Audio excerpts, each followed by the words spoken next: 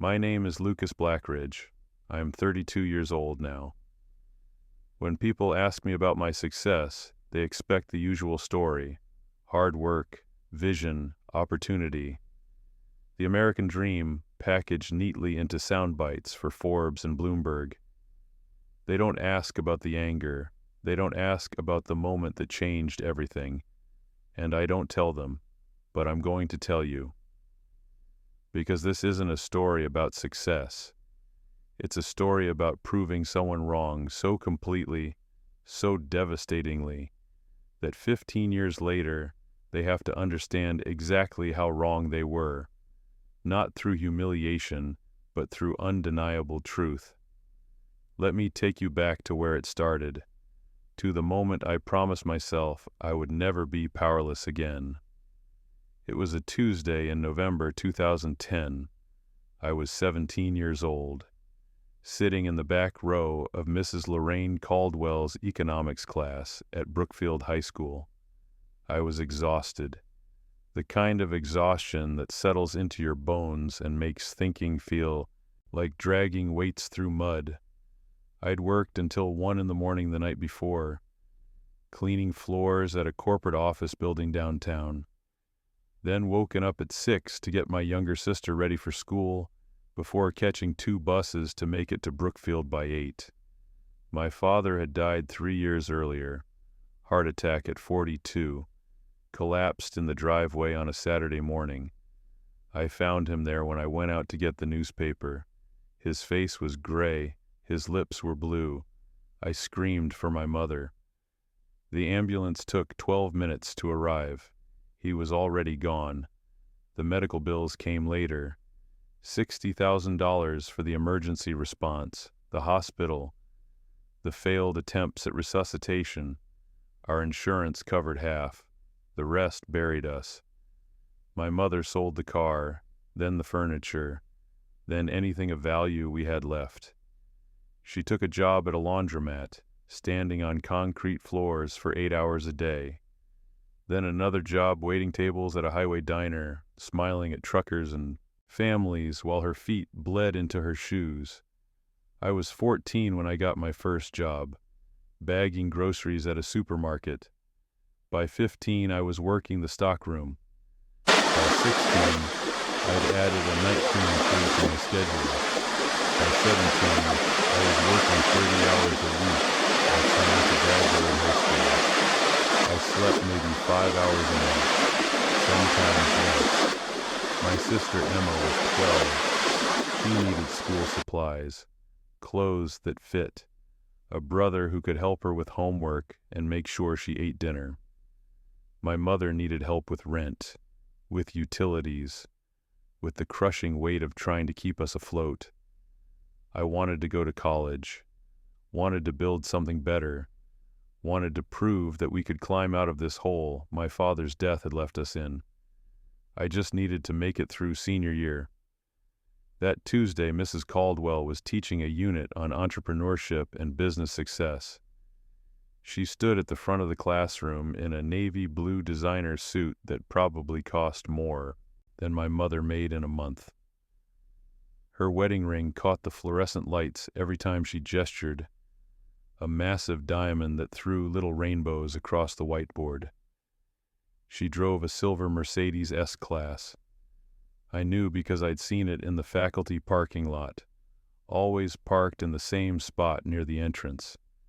Her husband owned Caldwell Properties, a commercial real estate company with developments across 3 states. 3 kids, all at Exeter Academy, summer house in East Hampton, winter skiing trips to Aspen. She'd never struggled a day in her life, and she made sure we all knew what success looked like. Success in business, she was saying, pacing in front of the board, requires discipline, focus, the willingness to sacrifice short-term comfort for long-term gain. Successful people don't make excuses. They find solutions. She wrote on the board, discipline, plus, focus, success. The world is full of people who want to succeed, but wanting isn't enough. Wishing isn't enough. You have to be willing to do what unsuccessful people won't do. I was trying to pay attention, taking notes in the margins of my worn notebook, fighting to keep my eyes open. I had been up for 19 hours. The cleaning shift the night before had run late. Someone had spilled something in the third-floor conference room, and I'd spent an extra hour scrubbing carpet. Got home at 2, set my alarm for 6, woke up to find Emma had a fever, gave her medicine, made her breakfast, called my mother to let her know, caught the bus. The words on the board started blurring. I blinked hard, shook my head, dug my fingernails into my palm to stay alert. My eyes closed for just a moment, just one moment. Mr. Blackridge, her voice cut through the classroom like a knife. My head jerked up. Everyone was staring at me. 23 pairs of eyes, some amused, some pitying, most just glad it wasn't them. I'm sorry, sleeping, again.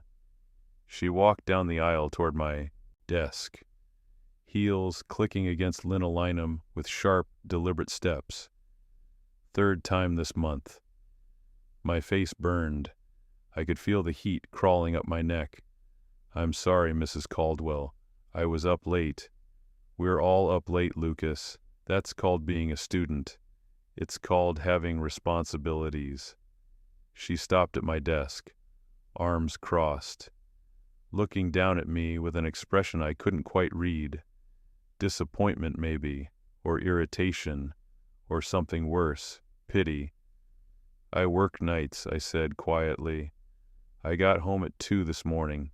I'm trying, You work nights? She tilted her head slightly. Everyone works, Lucas. That's not an excuse for poor performance in my classroom. It's not an excuse, I'm just explaining.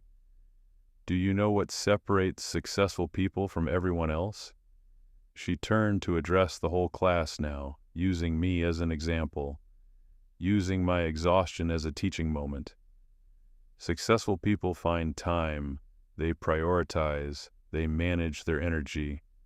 Unsuccessful people make excuses. Something cold settled in my chest. I'm not making excuses, I said. My voice came out harder than I intended. I'm working 30 hours a week to help my family. My father died. My mother works 2 jobs. I'm doing the best I can. The classroom went very quiet. Mrs. Caldwell's expression softened slightly, but not with understanding, with condescension. And that's admirable, Lucas. It really is. Her tone was the kind adults use when they're about to crush your hopes gently. But the real world doesn't care about your best. It cares about results. And right now, your results in this class are barely passing. She picked up my last test from the stack on her desk, held it up. 68%, written in red ink at the top. This is a D in a class that's supposed to prepare you for college-level economics. That tells me something, Lucas. What does it tell you? It tells me you're spread too thin. You're trying to do too much and not excelling at anything. Sometimes we have to make hard choices. Sometimes we have to accept our limitations. The word hit me like a slap. Limitations. What does that mean? She sighed, leaned against the desk next to mine, spoke in that same gentle, crushing tone. It means that not everyone is cut out for leadership. Not everyone is meant to build businesses or run companies. Some people are meant to work for others, and there's nothing wrong with that. The world needs workers just as much as it needs leaders. It's just reality. I stared at her. You're saying I can't be successful because I'm poor. I'm saying that success requires focus, discipline, and resources that you clearly don't have access to. Look at you. You're exhausted. Your grades are mediocre at best. You fall asleep in class. You're working 30 hours a week just to help your family stay afloat. These aren't the traits of someone destined for the boardroom, Lucas. She said it so matter-of-factly, like it was simple mathematics. Like my future had already been calculated and the numbers didn't add up. "I'm 17, I said. My hands were shaking. I gripped the edge of my desk to keep them still. "I'm working 30 hours a week and still passing your class. That takes more discipline than most people in this room have ever had to show." A few students shifted uncomfortably. Mrs. Caldwell's mouth tightened. "Maybe, but discipline without results is just stubbornness." She straightened up. "Look, I'm not trying to be cruel. I'm trying to be realistic, helpful even. You come from a certain background. You have certain limitations. The sooner you accept that, the sooner you can find a path that actually fits your circumstances."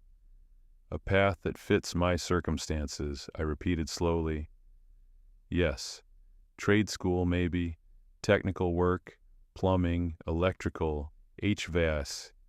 There are plenty of good jobs that don't require a college degree. Jobs where you can work with your hands, support your family. Honest work, important work." She meant well, maybe. In her mind, she was being helpful, realistic, protecting me from disappointment. But what I heard was, "Know your place." What I heard was, "You're not good enough." What I heard was, "People like you don't become people like me." I stood up. The chair scraped loudly against the floor. The classroom went silent. "Lucas, sit down." "No." I looked her directly in the eyes. "You're wrong." "Excuse me?" "You're wrong about me. You're wrong about what I can do. You're wrong about where I'll end up." Her face hardened. "Lucas, I understand you're upset, but I'm not upset. I'm determined. There's a difference." My voice was shaking, but I kept going. "You don't know anything about me. You don't know what I'm capable of. You see me fall asleep once, and you decide my entire future.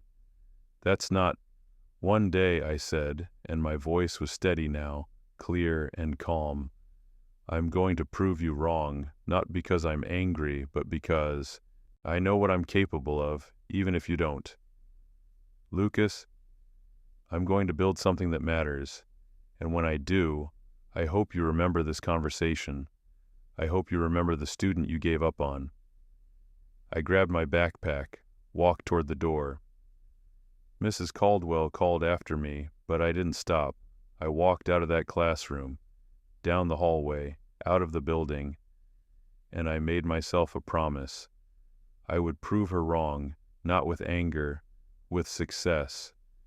That was 15 years ago. Everything that came after started in that moment. I went back to school the next day, got written up for walking out, served detention, kept my head down. I never returned to Mrs. Caldwell's class. I took independent study instead. Finished the economics requirement through online modules while working full shifts at the supermarket and cleaning crew. I graduated Brookfield High School 6 months later with a 3.2 GPA. Not great, not terrible, just enough. The guidance counselor called me in 2 weeks before graduation. "Lucas, your SAT scores are actually pretty good. Have you thought about college?" "Can't afford it." "There are financial aid programs, scholarships, if you applied to state schools."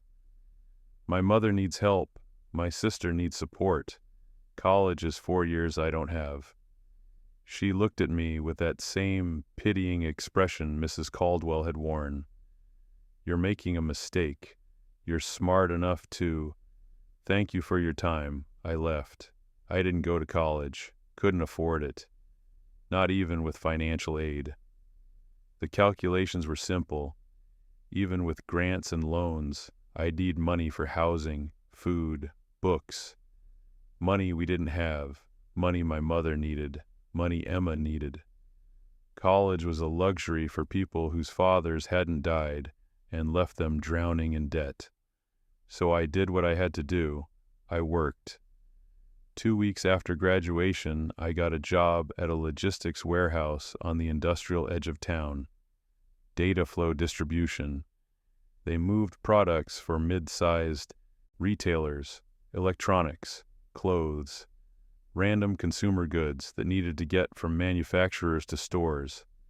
The job was simple: loading trucks, unloading shipments, inventory management. 45 hours a week at $9 an hour. It was hard work, physical, exhausting in a different way than high school had been. But I watched everything. I watched how the warehouse operated, how shipments arrived, how they were sorted, how they were loaded onto trucks based on delivery routes. I watched the managers scramble when systems broke down, when shipments got mixed up, when routing errors cost the company thousands of dollars in missed deliveries and angry clients. And I saw the problem. The entire operation ran on software from 1998, literally. Ancient database systems that crashed twice a week. Manual entry for everything. No integration between suppliers and the warehouse. No real-time tracking. No optimization algorithms for routing. Everything was inefficient, and inefficiency costs money. I started teaching myself at night. The public library had computers with internet access. Free for 2 hours a day. I learned logistics management through free online courses, Khan Academy, MIT OpenCourseWare, YouTube tutorials on supply chain optimization. I learned to code. Started with Python because it was free and versatile, then SQL because databases were everything in logistics, then more. I built small programs on library computers, simple stuff at first, a script that could analyze delivery routes and suggest optimizations, a database system that tracked inventory better than the warehouse's current system. I showed them to my supervisor, a guy named Mike, who'd been at Dataflow for 15 years. He looked at my route optimization program, ran it on the next week's deliveries. It saved the company 3 hours of drive time and $200 in fuel costs. Holy shit, kid, where'd you learn this? Library. You go to college? No, he stared at me. You should. Can't afford it. He was quiet for a moment, then, let me talk to the operations manager. 2 weeks later, I was moved from the warehouse floor to the operations office, still making $9 an hour, but now I was working with data instead of boxes. By the time I was 20, I was managing the night shift inventory systems. By 21, I was running inventory optimization for the entire facility, and I was seeing something nobody else seemed to see. The whole industry was broken, not just at Dataflow, everywhere. The entire logistics infrastructure was operating on outdated systems, inefficient routing, poor communication between suppliers, warehouses, and distributors. Millions of dollars wasted every single day because nobody had bothered to modernize. During my lunch breaks, I started researching other warehouses, other logistics companies, reading trade publications in the break room. Same problems everywhere, same inefficiencies, same wasted money. It was a massive problem, which meant it was a massive opportunity. I started saving every dollar I could. I moved out of my mother's apartment when I was 20, found a studio in the worst part of town for $400 a month. One room, shared bathroom down the hall, heating that barely worked, windows that rattled when trucks passed. But it was mine. I ate rice and beans, pasta, whatever was cheapest at the discount grocery store. I didn't own a car, took the bus everywhere. Sometimes walked if I had time. I didn't go out, didn't date, didn't spend money on anything except rent and food. Every extra dollar went into a savings account. My mother thought I was crazy. Lucas, you're 20 years old. You should be enjoying life. I am enjoying life. You work 60 hours a week and live like a monk. I'm building something. Building what? I didn't know how to explain it yet. The idea was still forming, still taking shape in my mind during those long night shifts. But I knew it was big. By the time I was 22, I had saved $8,000. It wasn't much, but it was enough to start. I built a simple app using everything I'd taught myself over the past 4 years. Nothing fancy. Just a platform that allowed local businesses to coordinate deliveries more efficiently. Better routing algorithms, real-time GPS tracking, automated scheduling that accounted for traffic patterns and delivery windows. The technology wasn't revolutionary. It was just an application of existing tools that nobody in the small business logistics space was using yet. I called it Quick Route.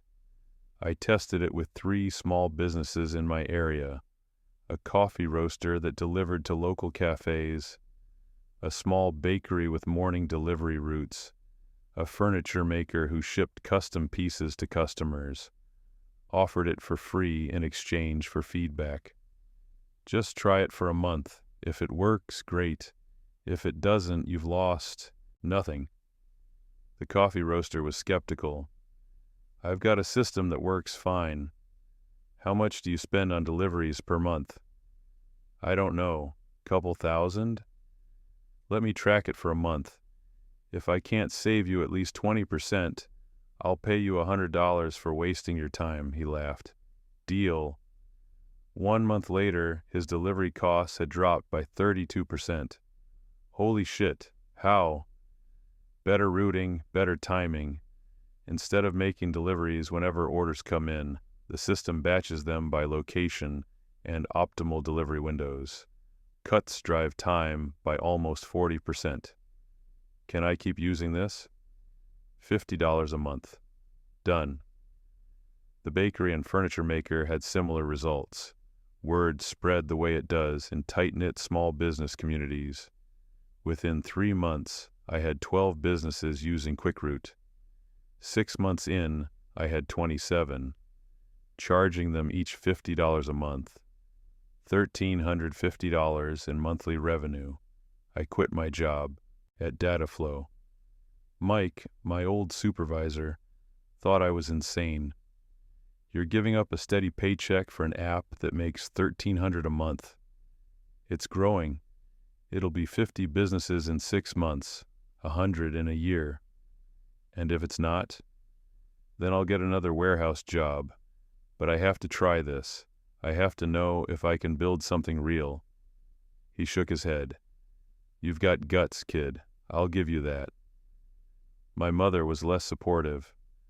Lucas, this is crazy. You need stability. You need benefits.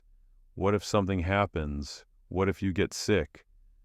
Nothing's going to happen. You don't know that. Your father thought... She stopped, but I knew what she was going to say. Your father thought he'd be fine too. I'm not Dad, I said quietly, and I'm not going to spend my life playing it safe because I'm afraid of dying young. Dad would have wanted me to take this chance. She looked at me with tears in her eyes. I just don't want to lose you too. You won't, I promise, but I have to do this. I was 22 years old, living in a $400 studio that smelled like mildew, running a business that made $1,300 a month. And I'd never been more certain of anything in my life. I lived off ramen and worked 18-hour days, coding new features, calling potential clients, fixing bugs at 2 a.m, improving the platform based on user feedback, handling customer service, doing accounting, everything myself because I couldn't afford to hire anyone yet. I slept on an air mattress, owned 3 shirts that I rotated through, took the bus everywhere, but QuickRoute kept growing, month by month. client by client. By the time I was 23, we had 300 clients across 5 states. $15,000 a month in revenue. I hired my first employee, a developer I'd met in an online coding forum who was looking for part-time work. Paid him $25 an hour to help build features I didn't have time for. Then I hired a second employee, customer support, part-time, a college student who worked afternoons answering emails and helping clients troubleshoot. Revenue kept climbing. By 24, we had 2,000 clients. Monthly revenue hit $150,000. I moved out of the studio, got a 1-bedroom apartment that didn't smell like mildew, bought a used car, a 10-year-old Honda Civic that broke down twice a month, but got me where I needed to go. I hired more people, 3 more developers, 2 salespeople, customer support team. QuickRoute was no longer a side project I ran from a library computer. It was a real company, and investors were starting to notice. A venture capital firm in Boston reached out. They'd seen our growth numbers in a trade publication, wanted to meet. I took the bus to Boston, wore the only suit I owned, bought at Goodwill for $40, sat in a glass conference room on the 40th floor with 3 partners who probably had more money in their checking accounts than I'd made in my entire life. They asked me about my vision. I told them the truth. QuickRoute is just the beginning. Small business logistics is a $10 billion market that's been completely ignored by major tech companies. Everyone focuses on enterprise, Amazon, FedEx. Nobody's building tools for the businesses that actually drive local economies. The coffee roasters, the bakeries, the furniture makers. I'm going to own that market. How? By being better and cheaper than everyone else. By actually understanding what small businesses need instead of trying to sell them enterprise software they can't afford or use. By being someone who came from nothing and understands what it's like to count every dollar. They looked at each other. One of them smiled. We'd like to offer you $2 million for 20% of the company. I was 25 years old. They were offering me $2 million. I wanted to say yes immediately. Wanted to scream yes. $2 million was more money than I'd ever imagined having. More than my father had made in his entire life. But I thought about Mrs. Caldwell, thought about her sitting in her Mercedes, telling me I'd never lead anything. Thought about proving her wrong, not just by succeeding, but by succeeding on my terms. And I said, $3 million for 15%. They blinked. That's a significantly higher valuation than we're comfortable with, given your current revenue. Then find another company. QuickRoute is going to be worth $100 million in 3 years. You're getting in early. Take it or leave it. They took it. $3 million hit my account 2 weeks later. I sat in my apartment staring at the number on my screen for 20 minutes. $3 million. More money than I'd ever seen. More money than my mother had made in her entire life. I called her. Mom, I need to tell you something. What's wrong? Nothing's wrong. Everything's right. I'm paying off the house. What? The mortgage, all of it. You're done. The house is yours free and clear. She cried for 20 minutes. I used the rest of the investment to build a better platform. Hired real engineers from top schools, MIT, Stanford. People who'd worked at Google and Amazon and decided they wanted to build something from the ground up. Expanded nationally. Built partnerships with major shipping companies. Created integrations with e-commerce platforms like Shopify and WooCommerce. QuickRoute went from a scrappy startup to a legitimate company with real infrastructure. By 26, we had 15,000 business clients operating in 40 states. By 27, we'd raised a Series B round, $30 million from a consortium of investors. We weren't a small business anymore. We were competing with established logistics companies, and we were winning, but I was already thinking bigger. QuickRoute was good. It solved a real problem for small businesses. It made money, it was growing, but it wasn't enough. It wasn't the kind of success that would make Lorraine Caldwell understand exactly how wrong she'd been about me. At 28, I made the decision that changed everything. I sold QuickRoute, a national logistics company, one of our former competitors, offered $85 million. My share, after investors and employee stock options, was $42 million. People thought I was cashing out, retiring at 28, buying a beach house somewhere and disappearing. They were wrong. I took that $42 million and started something bigger. Blackridge Industries, not just small business logistics, not just software, enterprise-scale supply chain optimization using artificial intelligence and predictive analytics, the kind of technology that Fortune 500 companies needed to move billions of dollars worth of products efficiently, the kind of contracts worth tens of millions of dollars each. I wasn't building an app anymore. I was building infrastructure, the kind of infrastructure that underpins global commerce. I assembled a team, the best engineers I could find, machine learning specialists from DeepMind and OpenAI, logistics experts who'd spent decades at Amazon, FedEx, DHL. I raised $120 million in Series A funding, built partnerships with major manufacturers and retailers, started landing contracts. Target needed to optimize their distribution network. We saved them $40 million in the first year. Walmart wanted better predictive analytics for inventory management. We reduced their overstock costs by 18%. Best Buy needed faster, more efficient shipping routes. We cut their delivery times by 32%. By the time I was 29, Blackridge Industries had contracts with 12 of the largest retail chains in America. By 30, we were operating in 17 countries. Our systems were processing over $2 billion worth of shipments annually. We had offices in New York, London, Singapore, Sao Paulo, and we were just getting started. At 31, we filed for an IPO. The process took 6 months. SEC filings, road shows, presentations to institutional investors. The day Blackridge Industries went public, the company was valued at $2.4 billion. I owned 38% of it.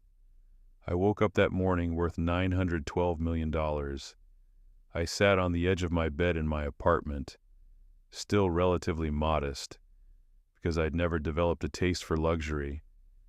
And I thought about Mrs. Caldwell, thought about her telling me I'd work for people like her, thought about her saying I should accept my limitations, and I smiled, not with bitterness, with satisfaction, pure, undiluted satisfaction.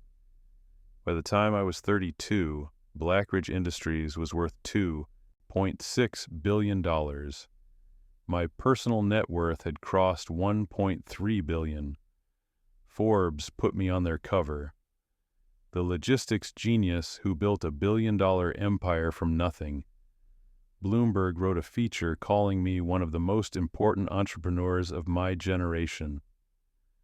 I gave exactly one long-form interview about my background, about growing up poor, about my father dying, about working 30 hours a week as a teenager while trying to finish high school, about sleeping 5 hours a night, about the moment I decided to prove everyone wrong.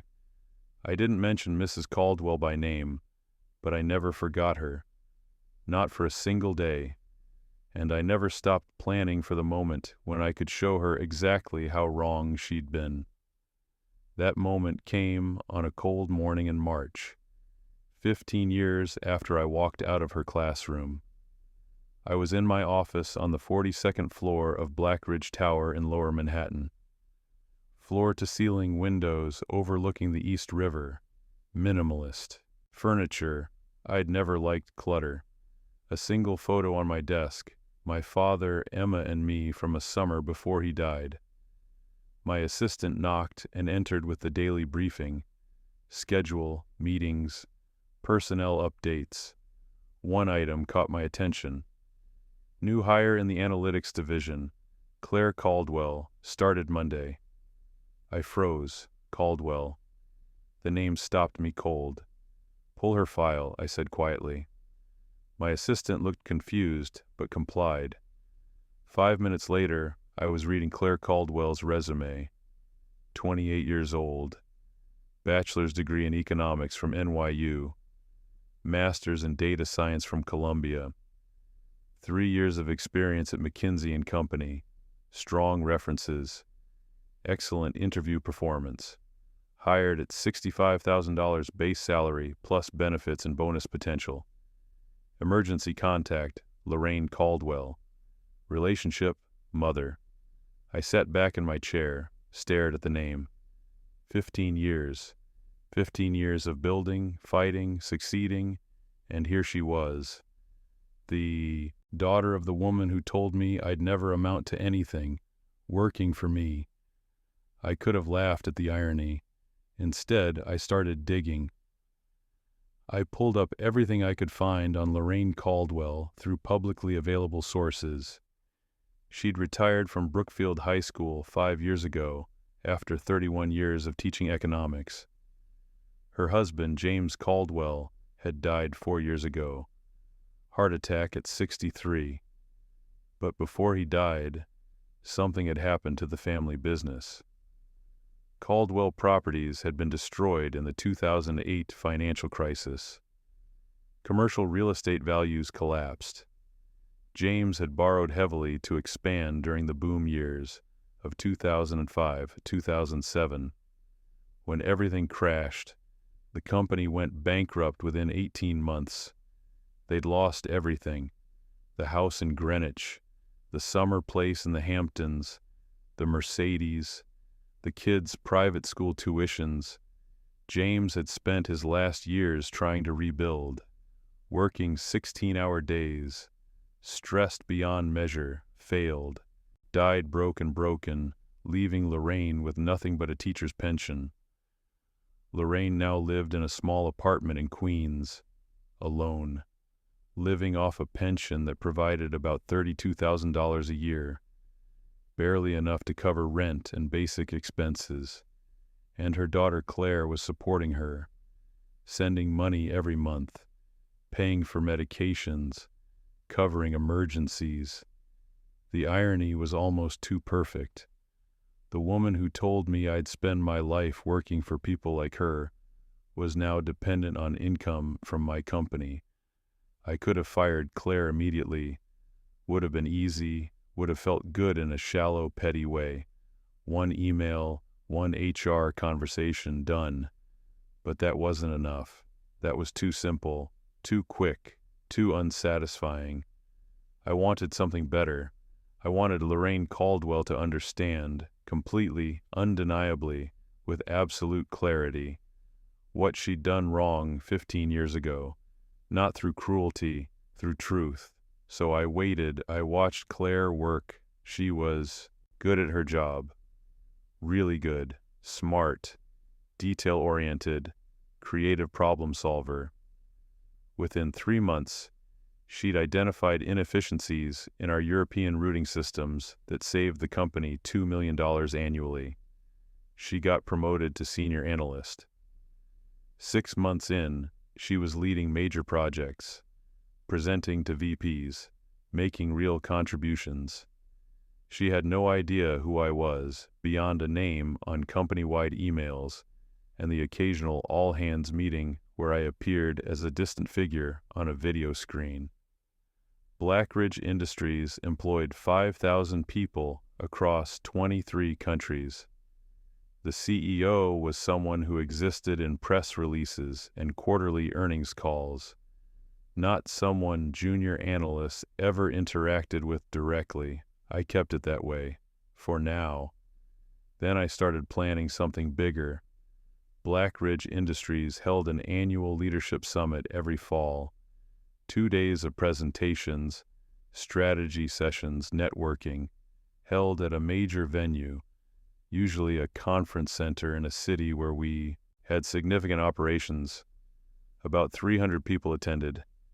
Senior management, department heads, high-performing employees from across the company, press, industry analysts, sometimes board members. It was prestigious, important, the kind of event that could make careers, and I controlled every aspect of it. I made sure Claire Caldwell was invited. She was surprised when the invitation arrived, honored. It was unusual for someone at her level, only 6 months into a senior analyst role, to be invited to the leadership summit. But her performance warranted it, and I needed her there. I also did something unusual that year. I reached out to several former educators and asked them to participate in a panel discussion about education's role in career development and professional success. One of those invitations went to Lorraine Caldwell, former economics teacher with 31 years of experience at Brookfield High School, expertise in preparing students for business, careers, invited to participate in panel discussion on education and professional development. Honorarium, $5,000 for 1 day's participation, travel and accommodations included. She accepted within 24 hours. Of course she did. $5,000 was significant money for someone living on a teacher's pension. More than a month's income, everything was set. The summit was scheduled for October 15th and 16th at the Javits Center in Manhattan. The panel discussion was scheduled for the second day at 2:15 p.m. I was giving the opening keynote on the second day at 1 p.m., right before the panel, perfect timing. As the summit approached, I felt something I hadn't felt in years. Nervousness. Not about the business aspects. I'd given hundreds of presentations, spoken to thousands of people, been interviewed by major publications, testified before congressional committees about supply chain policy. This was different. This was personal. The night before the summit, I couldn't sleep. I lay in my apartment staring at the ceiling, thinking about 17-year-old Lucas falling asleep in economics class. Thinking about Mrs. Caldwell's voice. Not everyone is meant to build businesses or run companies. Thinking about walking out of that classroom and promising myself I'd prove her wrong. 15 years. Tomorrow I would fulfill that promise, but I would do it the right way. Not with humiliation, with truth. The summit began on October 15th with standard corporate fare, morning presentations about company performance, afternoon breakout sessions about strategy and innovation. I appeared briefly to welcome everyone. Standard CEO remarks, 3 minutes, nothing personal. Claire Caldwell was there. I saw her in the audience during my welcome remarks, looking excited, taking notes. This was a big opportunity for her career. Lorraine Caldwell arrived on the morning of the second day. I watched on security cameras as she checked in at the guest registration desk, received her badge, was directed to the speaker's lounge. She looked older than I remembered, thinner, gray hair instead of the highlighted brown she'd had 15 years ago. The designer clothes were gone, replaced by something more modest, a department store suit that didn't quite fit right. But she still had that same posture, that same expression of quiet confidence. She thought she knew how the world worked. She thought she understood success and failure, potential and limitations.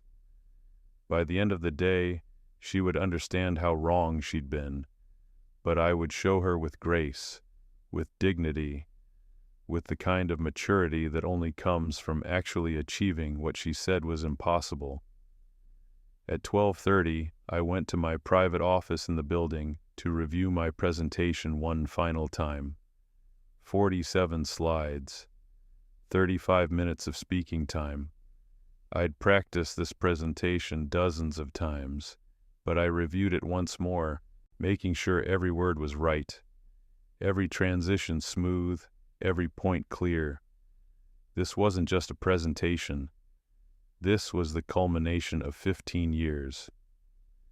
At 12:55, I walked to the stage entrance backstage at the main ballroom. My head of communications met me there. "Mr. Blackridge, we're ready when you are. Full house. Press section is packed. Everything's set." "Good. Thank you, Sarah." "Are you nervous?" I thought about that question. "No," I said honestly. "I've been ready for this for 15 years. She looked confused but didn't ask for clarification. At exactly 1 p.m., the lights dimmed in the ballroom. My introduction played on the screens. Brief bio, company highlights, Forbes cover image. Then I walked onto the stage. The ballroom was packed. 300 Blackridge employees, 50 members of the press, industry analysts, guests and panelists in reserved seating near the front. Lorraine Caldwell sat in the second row, designated seating for panel participants. Claire Caldwell sat in the 7th row with her analytics team. Neither of them knew what was coming. I stood at the podium, looked out at the sea of faces, took a breath, and I began. 15 years ago, I was 17 years old, sitting in an economics classroom at Brookfield High School in Connecticut.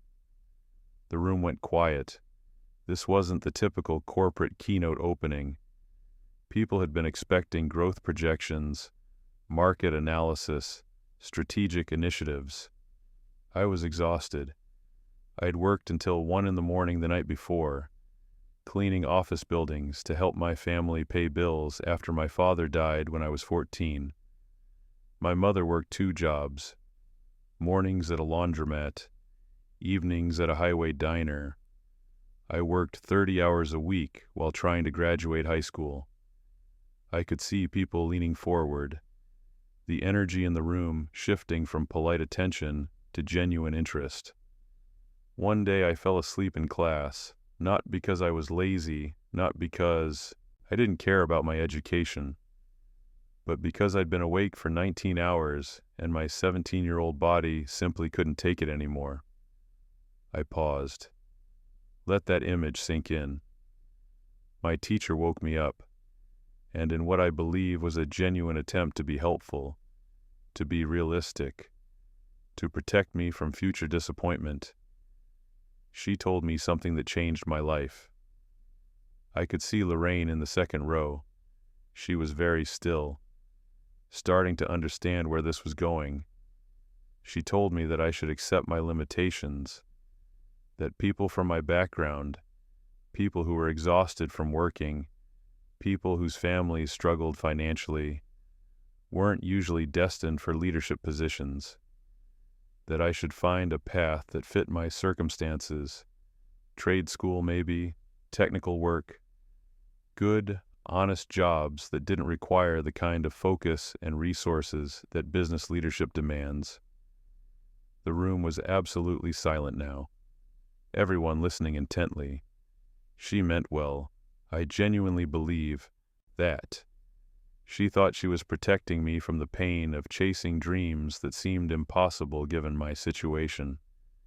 She thought she was being kind by encouraging me to be realistic about my future. I pressed the button on my remote. The screen behind me lit up with a photo of Brookfield High School. The same brick building, the same parking lot where Mrs. Caldwell's Mercedes used to sit. But what she didn't understand was that limitations aren't objective facts. They're subjective assumptions, and assumptions can be challenged. Next slide. A photo of 19-year-old me in my Dataflow warehouse uniform, hard hat, safety vest, standing next to a loading dock. I spent the next several years challenging those assumptions. Next slide. The QuickRoute logo. Our first tiny office, literally just a desk and 2 chairs in a shared workspace. I taught myself to code at the public library, built a small logistics software company from my savings. Next slide. The day QuickRoute hit 1,000 clients. Screenshot of our dashboard. Sold that company for enough money to start something bigger.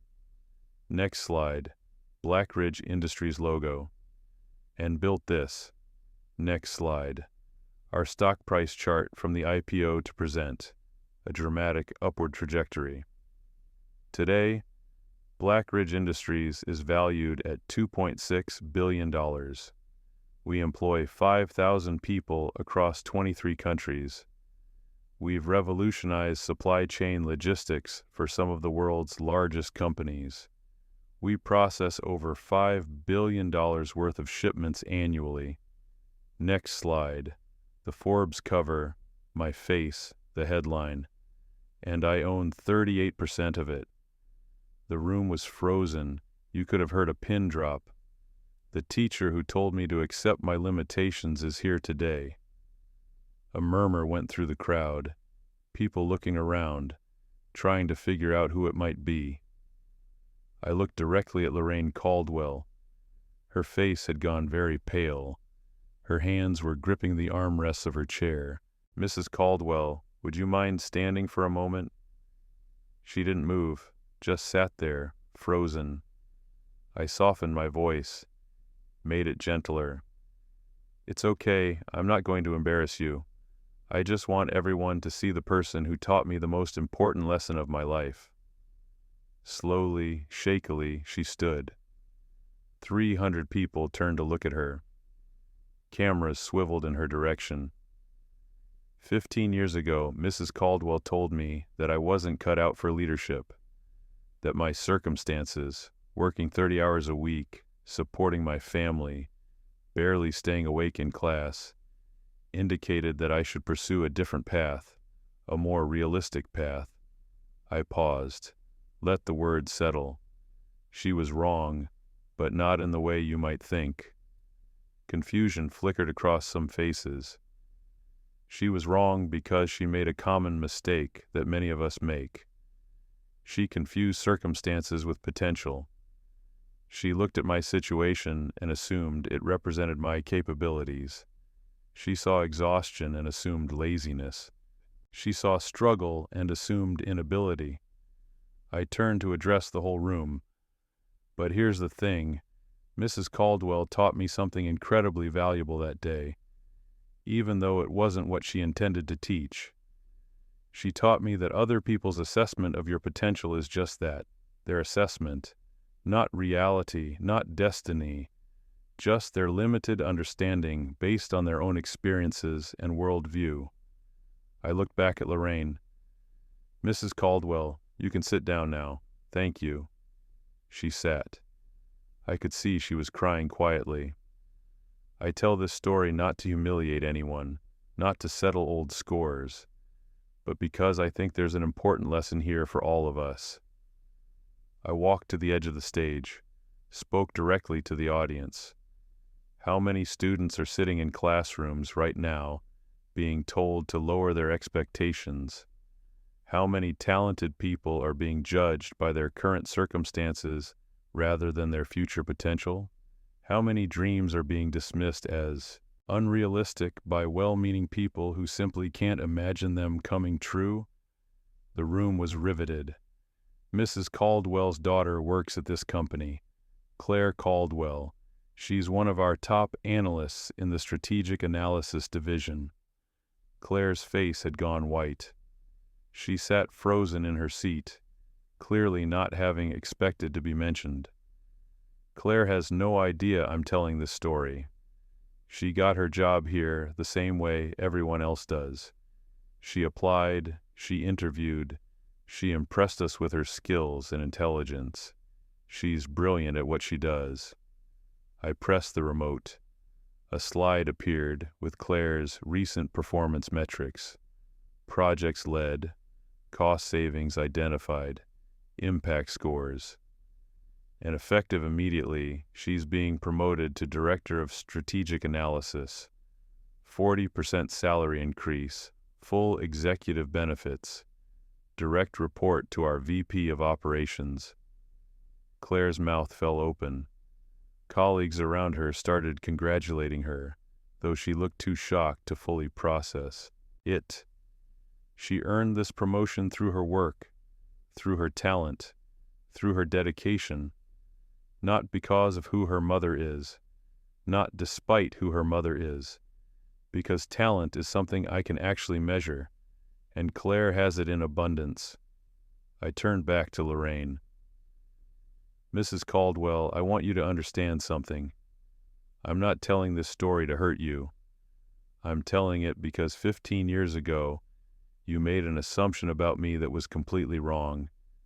And I want you to think about how many other students you might have made similar assumptions about over 31 years of teaching. My voice was calm, not angry, not bitter, just honest. How many kids did you discourage? How many dreams did you dismiss? Not because you were cruel, I don't think you were, but because you couldn't imagine success for people whose circumstances differed from what you understood. The room was absolutely still. Your daughter is about to become one of the most important people in this company. She's going to do incredible work here. And every time you're proud of her achievements, I want you to remember that she succeeded not because someone told her what her limitations were, but because someone saw her potential. I took a step back. This company was built on a simple principle. We judge people on their potential, not their circumstances. We look at what someone can become, not just what they are. We believe that where you come from doesn't determine where you're going. The screen behind me changed to show our company values. Mrs. Caldwell, I want to thank you, because even though you told me I couldn't do this, you gave me the motivation to prove that I could. Sometimes the best teachers teach us lessons they never intended. I looked out at the full audience. For everyone in this room, if someone ever tells you that you can't achieve something because of your circumstances, remember this. Circumstances are temporary. Potential is permanent. Don't let anyone else's limited imagination become your reality. I stepped back to the podium. Thank you all for being here. I hope this story reminds us to see potential in unexpected places, to give people chances even when their resumes don't look traditional, to judge based on ability rather than background. I paused one final time. The panel discussion will begin in 15 minutes. Mrs. Caldwell, I look forward to hearing your insights on education and professional development. I walked off the stage. The room erupted, not with uncomfortable silence, with applause, genuine, sustained applause, because I'd told a story about proving someone wrong without destroying them in the process, because I'd shown grace instead of cruelty, because the message had landed. Potential matters more than circumstances, without anyone being humiliated. I went directly to my office, sat in my chair, and let myself feel it. 15 years. 15 years of building toward this moment, and I'd done it right. I'd proven her wrong with success, not spite, with achievement, not anger, with dignity, not destruction. 30 minutes later, there was a knock on my office door. Come in. Lorraine Caldwell entered. She looked older up close, tired, but not broken. Mr. Blackridge, I don't know what to say. You don't have to say anything, Mrs. Caldwell. Please. Sit. She sat in one of the chairs across from my desk. For a long moment, neither of us spoke. You were right, she said finally. About everything. I made assumptions about you that were completely wrong, and I'm so sorry. I could see she meant it. This wasn't a forced apology. This was genuine remorse. I thought I was helping you, she continued, her voice breaking slightly. I thought I was being realistic, protecting you from disappointment. But what I was really doing was projecting my own limitations onto you. I know, I said gently. How many other students did I do that to? She looked up at me with tears in her eyes. How many other kids did I discourage because I couldn't imagine them succeeding? I don't know, but you can change that now. She wiped her eyes. How? Go back to Brookfield. Volunteer with students who are struggling. Students who work after school. Students from families like mine was. Tell them what you learned today. That circumstances don't define potential. That working 30 hours a week while going to school doesn't mean someone lacks discipline. It means they have more of it than most people will ever need. She nodded slowly, processing this. I will. I promise I will. I'll spend whatever time I have left making sure no other student feels the way you must have felt. Good. That matters more than any apology. She stood to leave, then paused at the door. Your daughter is exceptional, I said before she could speak. You should be very proud of her. She's going to do amazing work here. I am proud of her, and thank you for seeing that. Thank you for not destroying me up there. You could have. You had every right to. I didn't want to destroy you, Mrs. Caldwell. I wanted you to understand. There's a difference. I understand now, completely, and I'm going to make sure other teachers understand too. She left quietly. An hour later, Claire came to my office. She knocked softly, entered when I called out. Mr. Blackridge, I don't even know where to start. Thank you for the promotion. I had no idea about any of this. About what my mother said to you. She never told me. I know, and the promotion has nothing to do with that. You earned it through your work. You're talented, Claire. That's all that matters. She sat down, tears streaming down her face. She called me right after your speech. She was devastated. She said she never realized what she'd done, how many students she might have hurt over the years. She understands now. That's what matters. She wants to make it right. She's already called Brookfield about volunteering. Good. Claire wiped her eyes. Thank you for not being cruel to her. You could have been. Most people would have been. Being cruel wouldn't have changed anything. It wouldn't have helped me. It wouldn't have helped her learn. It would have just been empty. My mother raised me to believe that success came from advantages, from resources, from having the right background. Watching you today, it completely changed how I see everything. Good. Then something valuable came from all of this. She stood to leave. Claire? She paused at the door. Your mother was wrong about me, but she did something right. She raised a daughter who's exceptional at what she does.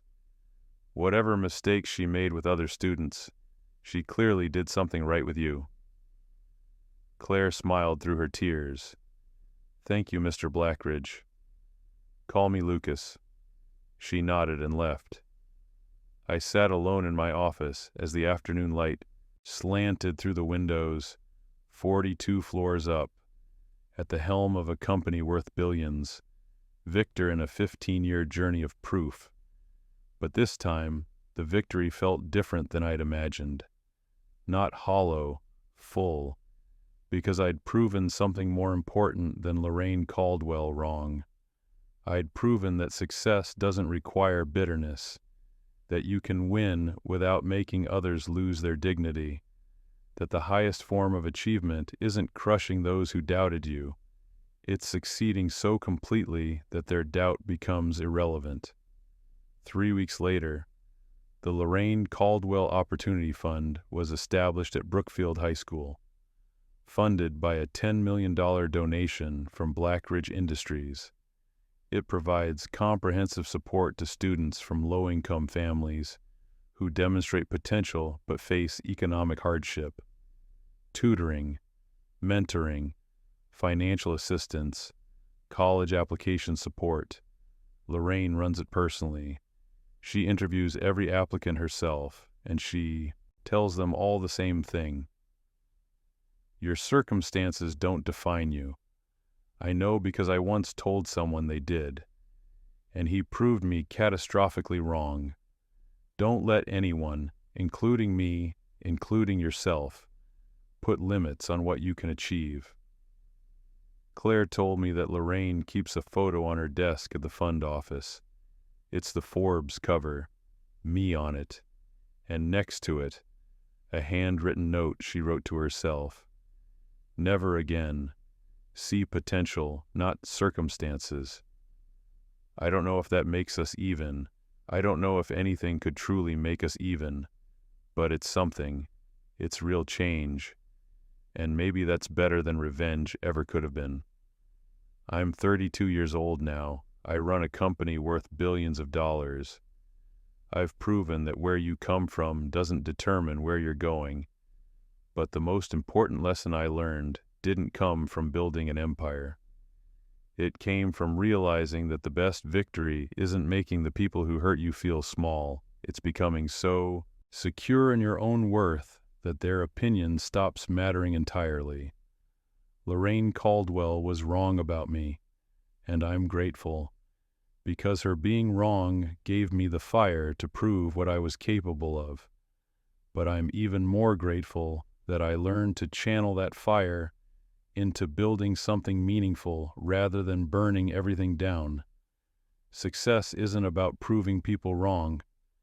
It's about proving yourself right, and doing it in a way that lifts others up rather than tearing them down. That's the victory that actually matters. That's the success that lasts. This is my story, not the sanitized version Forbes published. Not the inspirational LinkedIn post that went viral. The real story, messy, complicated, human, full of anger that became determination, full of hurt that became motivation, full of doubt that became certainty. And if you're sitting somewhere right now, exhausted, being told you're not good enough, listen to me. You are enough. Your circumstances are temporary. Your potential is permanent, and anyone who tells you otherwise is measuring you against their own limited imagination, not your actual capabilities. Prove them wrong, not with bitterness, with excellence, not with anger, with achievement, not by destroying them, by succeeding so completely that their doubt becomes irrelevant. That's the path. That's the victory. That's what matters. I was once the kid who fell asleep in economics class, the kid who was told to accept his limitations, the kid who worked 30 hours a week and barely graduated. Now I'm the CEO of a company that's changing how the world moves products. The difference between then and now isn't that I proved one teacher wrong. It's that I proved to myself that limitations are just opinions wearing the costume of facts. And opinions can be changed. Facts can be challenged. Limitations can be overcome if you're willing to work for it. If you're willing to believe in yourself when no one else does. If you're willing to turn doubt into fuel instead of letting it become weight. That's my story. Use it however it helps you. And remember, where you start doesn't determine where you finish. Who you are today doesn't define who you can become tomorrow, and anyone who tells you otherwise is wrong. Prove it, not for them, for you. Stories like this happen more often than we think. Subscribe if you want to hear the ones that usually stay unspoken. And if this story made you pause, a like helps the channel grow.